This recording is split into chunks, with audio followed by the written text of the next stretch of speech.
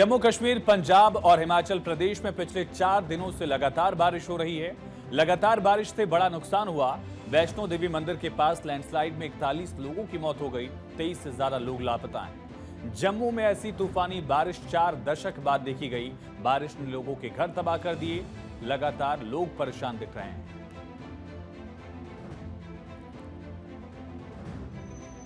जम्मू के अखनूर में जौरिया इलाके में बाढ़ के कारण 27 सुरक्षाकर्मी पानी में फंस गए थे। खराब मौसम, मुश्किल हालात के बावजूद भारतीय सेना की व्हाइट नाइट कोर की एविएशन टीम ने कल चले अभियान को 10 घंटे तक 17 हेलीकॉप्टर उड़ान चलाकर सभी को सुरक्षित बचा लिया। सेना के अधिकारियों ने इसे बहुत मुश्किल बचाव अभियान बताया, जो खतरनाक मौसम में भी सफल रहा, कामयाब रहा। व्हाइट नाइट कोर ने साहसिक बचाव अभियान में फंसे लोगों को हेलीकॉप्टर से निकाला और सुरक्षित जगह तक पहुंचाया। इस अभियान से सेना ने एक बार फिर लोगों की जान बचाने और उनकी मदद करने की अपनी प्रतिबद्धता को दोहराया है, दिखाया है। वहीं पंजाब और हिमाचल में भी भारी बारिश से जनजीवन अस्त व्यस्त हो गया। आपको दिखाते हैं ग्राउंड जीरो से कैसे हैं जमीनी हालात।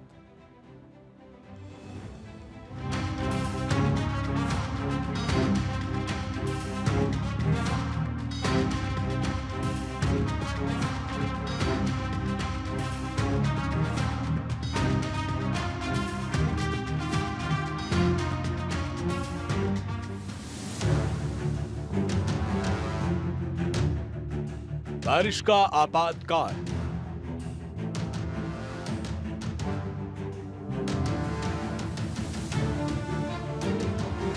सैलाबी मार, पहाड़ से मैदान हाहाकार।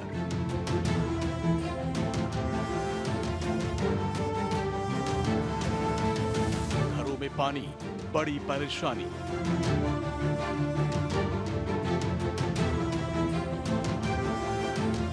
पानी पानी पहाड़, मैदान पर सैलाब का।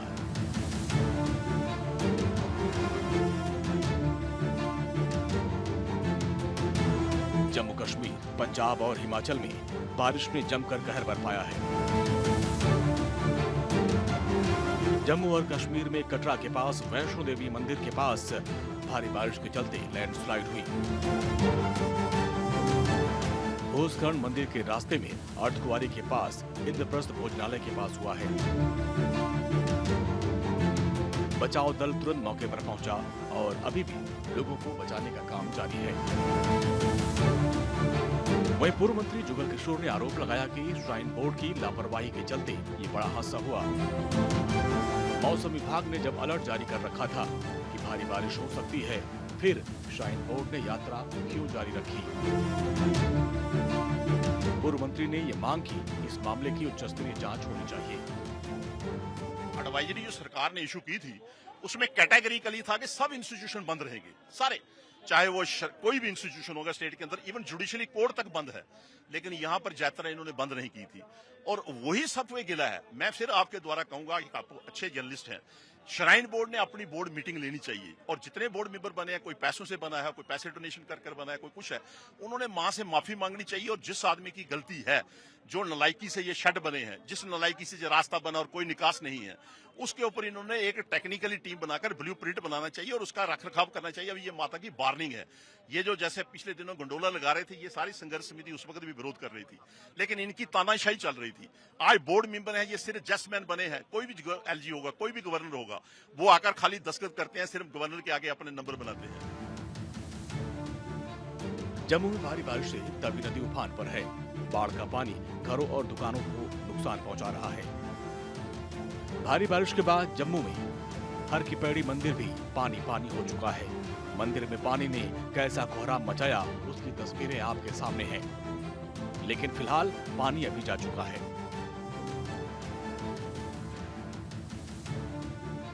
ऊपरी इलाकों में भारी बारिश के बाद चिनाब नदी का जलस्तर भी बढ़ा हुआ है, जिसके चलते रियासी में सालाल डैम के सभी गेट खोल दिए गए। चिनाब घाटी, रियासी, किश्तवाड़, डोडा और रामबन में भारी बारिश के बाद ये गेट खोलने पड़े। Jammu Srinagar national highway NH44 को वाहनों की आवाजाही के लिए बंद कर दिया गया है। उधमपुर के जखेनी से श्रीनगर की ओर जाने वाले रास्ते पर जखेनी और चिनानी के बीच कई जगहों पर सड़क टूट गई है। नागरोटा से भी वाहन के आने जाने की परमिशन नहीं है। चंडीगढ़ मनाली हाईवे भी बंद कर दिया गया है। इसकी मरम्मत का काम चल रहा है। इस हाईवे पर कल शाम 8:45 बजे बनाला में भूस्खलन हुआ। हिमाचल के कुल्लू जिले में भारी बारिश के चलते ब्यास नदी उफान पर है और हाईवे का एक हिस्सा बह गया। सबसे ज़्यादा वजह जो ऊपर जो डंपिंग साइड है, ऊपर जो रोड बने हैं, सारा का सारा डंप इस नाले में फेंका गया। ठीक है, इसकी वजह से ये नुकसान हुआ जो जितना भी है। और प्रशासन से हमारी यही मांग है कि इसकी भरपाई कौन करेगा।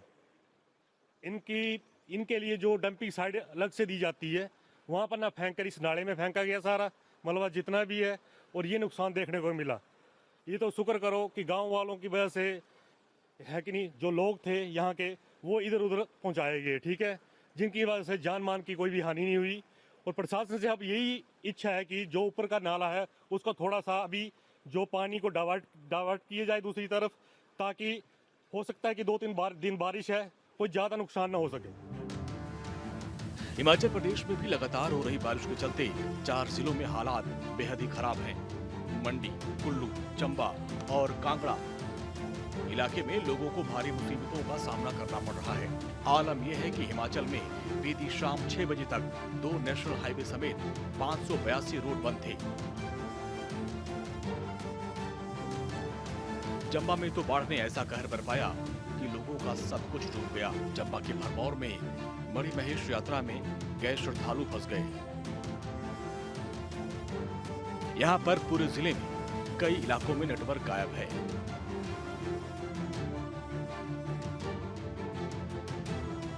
वहीं होली के सैलून गांव में भूमि कटाव के चलते 9 गांव रावी नदी में समा गए।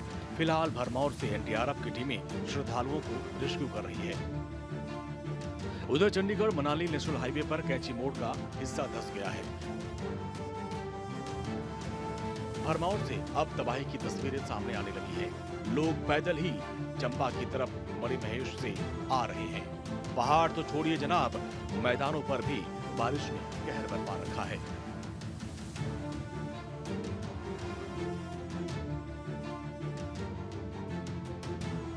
पहाड़ी इलाकों में गंगा के रौद्र रूप से मैदानी इलाकों में बाढ़ आ गई है।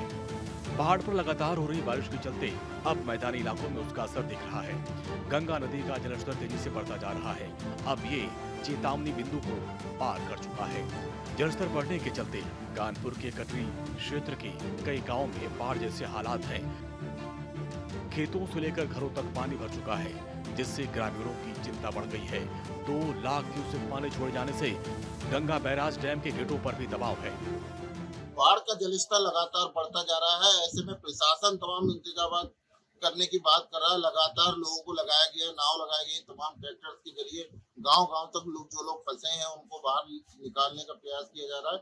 वहीं पर गांव में ये चैनपुरवा गांव है और इसके आसपास के सैकड़ों गांव हैं जो पूरी तरह से बाढ़ का जो पानी है वो लगातार गांव में बढ़ता जा रहा है। लगातार प्रशासन की तरफ से अलर्ट भी हो रहा है। तमाम जो ग्रामीण है यहाँ मौजूद हैं उनसे जानने की कोशिश करते हैं कि किस तरह के हालात हैं।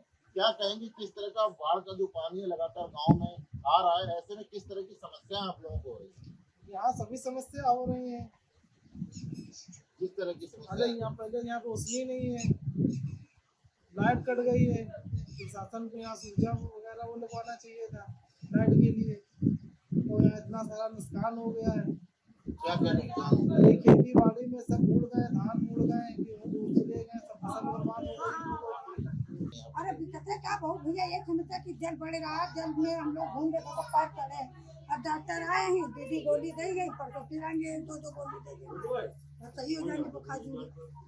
दिक्कतें बहुत हो, क्या बता क्या का दिक्कत है। गिरस्ती आप लोगों की गिरफ्ती का ईटा पे रखे हैं, तखत के ऊपर बक्से रखे, उसी के ऊपर गैस में चूल्हा में ईटा रख के बना खा रहे हैं। पूरी गिरस्ती भी बेकार है। और क्या देखो, रजाई के तेल जो है हर जनी में बांध दिया, झोपड़ी है सामने दिखा रहे हैं। हमको तो विकासों नहीं मिला है।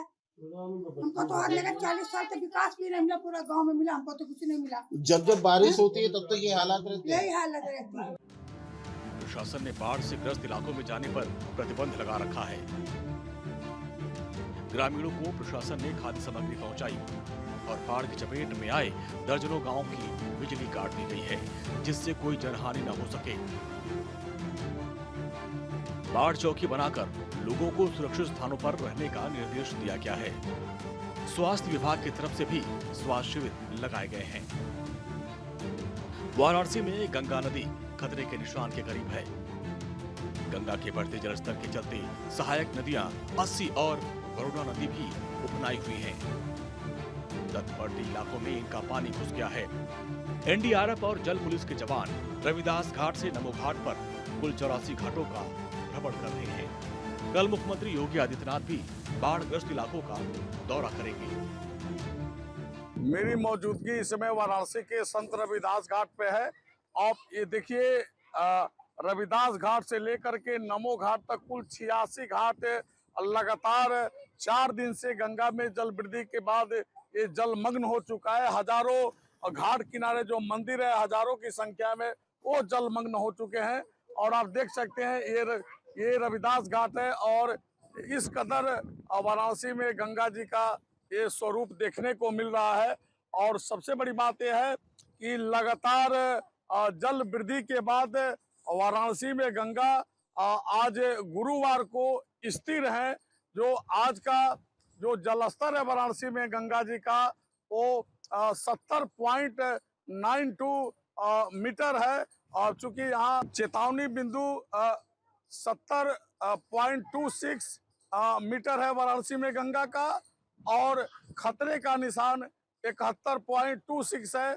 जबकि आज वाराणसी में गंगा का जो जल स्तर है 70.92 मीटर है।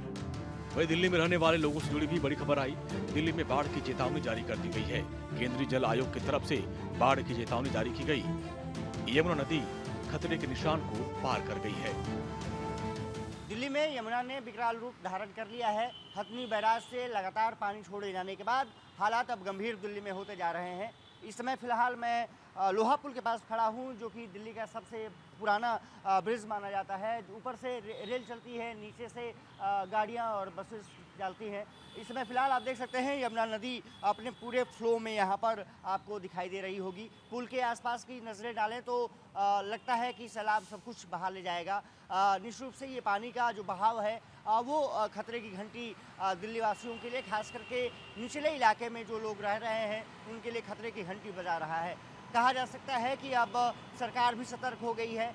लगातार हथनी बैराज और तमाम जो कुंड हैं उससे जो पानी छोड़े जा रहे हैं उसके कारण यमुना पूरी तरह से फ्लो में बह रही है। लेकिन सबसे बड़ी बात यह है कि अब आगे क्या, अगर ऐसे ही बारिश होती रही, खास करके पहाड़ों पर बारिश होती रही, तो यमुना में सैलाब निश्चित रूप से आएगा। और कह सकते हैं कि ये सैलाब निश्चित रूप से दिल्ली के लिए खतरे की घंटी हो सकता है। 5 नदियों का प्रदेश पंजाब इन दिनों भारी बारिश के चलते बाढ़ की चपेट में है। कई जिलों में बाढ़ से भारी नुकसान हुआ है। पानी के तेज बहाव के चलते कई जगहों पर नहरों और नदियों पर बने पुल ढह गए। कुछ जगहों पर मानव बस्तियां जलमग्न हो गई हैं। जल भराव से फसलें और पशुधन को भारी नुकसान हुआ है। कई इलाकों में गंदे पानी से बीमारियां फैलने का डर है। भारत और पाकिस्तान दोनों तरफ पंजाब में बाढ़ से हालात बिगड़े हुए हैं। अटारी वाघा बॉर्डर से लेकर करतारपुर कॉरिडोर तक पानी भरा हुआ है, जिसमें हजारों लोग बेघर हो गए। आवाजाही ठप हो गई है। पंजाब में बांध टूटने से कई गांव जलमग्न हो गए हैं, जबकि पाकिस्तानी पंजाब में 2 लाख से अधिक लोग विस्थापित हो गए हैं। मानसूनी बारिश से पंजाब में अब तक 800 से अधिक लोगों की मरने की खबर है। इस बार तूफानी बारिश ने इतना कहर बरपाया है कि भारत ही नहीं, दुनिया में बाढ़ का तांडव मचा हुआ है। Bureau report, Bharat 24।